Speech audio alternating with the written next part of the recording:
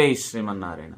ఉదయం లేచిన తర్వాత భూమి మీద అడుగు వేసే ముందు భూ ప్రార్థన చేసుకొని భూమాతను ప్రార్థించి అడుగు వేయాలి అని అంటారండి. అయితే దీనికి ఒక చక్కటి శ్లోకం ఉంటుందండి. ఇది మనం రోజు చదువుకోవాలి.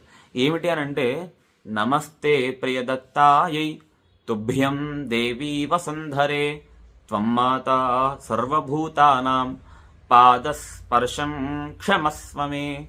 ఏమిటంటే దీని యొక్క శ్లోకం యొక్క అర్థం అని అంటే, అమ్మా ఓ భూమాత, మేమంతా కూడా నివసించడానికి నిన్ను భగవంతుడు మాకు ఇచ్చాడు.